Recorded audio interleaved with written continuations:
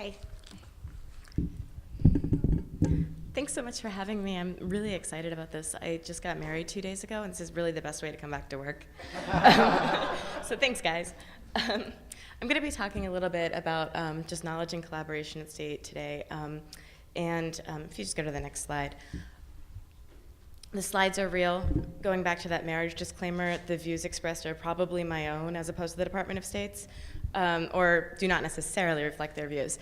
I'm a program analyst and the collaboration technology advisor in the Office of E-Diplomacy at the department. And if you're not familiar with the State Department, what we do is we're the lead agency in terms of formulation of foreign policy. And we have about 57,000 employees worldwide, so we also manage our missions abroad. We're primarily a knowledge agency, and that's going to be important going forward for the rest of the slides. Knowledge agency sort of in the sense that there's some research, there's some production, but most of what we do is sort of talk to each other and talk to other governments.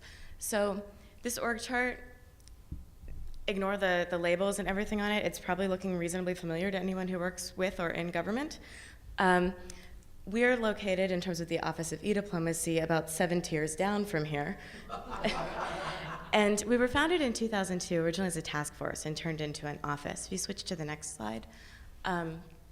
What we were sort of tasked to do was figure out kind of how to work beyond those little tiny boxes and between offices, between bureaus, between agencies as well, and then ultimately also with foreign audiences and with American citizens. And one of the things we were working on originally was sort of the shift from need to know to need to share culture. What we've done in terms of knowledge leadership and collaboration in the department in the past 7.5-ish years has to do with kind of figuring out ways to just enable collaboration and create sort of a platform for action within the department. And if you go to the next slide. One of the things that we've done very successfully has been Diplopedia. It's been around for about 3 years. It started very small with about 20 articles and about 20 contributors. And it actually sort of originally became very successful because it was an acronyms directory within the department. It's an online collaborative encyclopedia. After 3 years, we're now at over 9,000 articles and have over 2,000 contributors, which is pretty significant in terms of the information that we're able to share. Going on to the next slide is Communities at State, another program that we've had for about 4 years now. It's a multi-author blogging platform that has been used for multiple different sort of topics. The sort of tagline for Communities is content with conversation. And that's kind of important. Some of the examples are up at the top left of the screen is Dr. Hamza's homepage. It's an Arabic training blog wherein people that have gone through a Foreign Service Institute can go back and reference Arabic as they continue on through their foreign service careers. At the top right is Embassy Vatican's community. It's primarily a reporting community. They're really, really tiny post, about 18, 20 people. But every once in a while, for instance, and with the succession of popes, they suddenly have something that's of extreme importance to many countries around the world. They have to be able to get that message out really quickly. So creating the community for them allowed them to sort of very quickly get from kind of point to multi-point communication. At the bottom is the Social Media Hub. It's one of our newest communities, and it's on an interagency platform, so we're actually sharing sort of social media knowledge with all the different agencies that have access to that site. Next slide.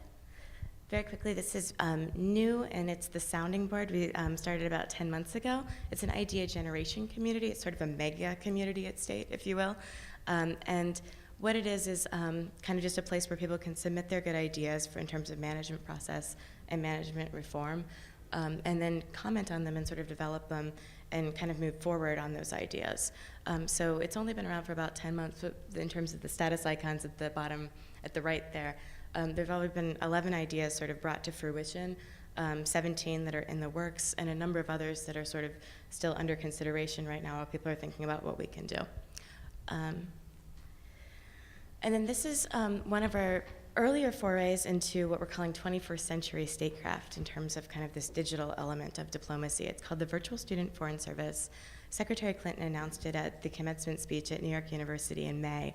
And over the summer, we partnered about 44 students at United States colleges and universities with 37 diplomatic missions abroad. They're doing substantive unclassified work pretty much in the online sphere. And they're doing a really great variety of stuff. It's really a fascinating program. This looks like a very 1.0 page. It's at www.state.gov/VSFS. There's also sort of an active Facebook community. And then all of the different actual projects that the students are working on are sort of decentralized, so you can follow them separately. One of the sort of flagship programs is the Virtual Student Foreign Service Baghdad, where we have a student at University of Wisconsin who actually has a partner student in Iraq, and they're working on ways to sort of have American students and Iraq students actually speak to one another and communicate and connect. And next slide. That's my contact information. The @TiffanySmith is just my personal, it's not an official State Department Twitter account. So in the past few days, you're going to see lots of stuff about my wedding, but I do sometimes update things about what we're doing at State there. So I think I have time for questions. Yeah. Questions?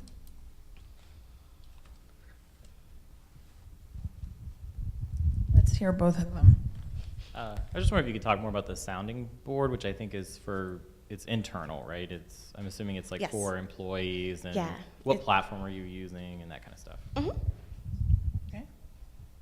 How long has it taken for your unit to develop? You mentioned you started as a task force. Now you have some program, even though it's way down in the bowels of the organization. How long did it take to evolve?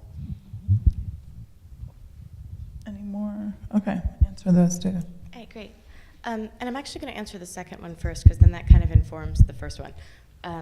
So in terms of length of evolution, it's been one of the things that I actually mentioned in the group discussion earlier was that we kind of needed all of this background collaboration stuff to be able to very quickly mobilize on some of the things we've done in the past year. So sort of having this foundation of things like Diplopedia, communities, and other ways that people interact between the posts, more than 260 posts abroad, and the significant domestic construction of the department as well as with other agencies, has really been sort of fundamental. And it took us about, I guess, 3 years to get some of our open source platforms off the ground. But this was also, noting we were founded in 2002, a lot of that technology has come forward and gotten a lot sort of quicker to do in the past few years. And then sort of the 2005 to 2009 was kind of the area of growth and maturity for us. And one of the other things, and this was in this last slide, that really was significant in terms of enabling what we do was editing our Foreign Affairs Manual, which is sort of the guiding governance document for State Department employees. So you can actually, I used Google, and I should have used the generic term search, but 5FAM777 was our guidance for online collaboration. We're also working on a social media FAM policy, sort of overall, that hopefully we're planning to get out relatively soon.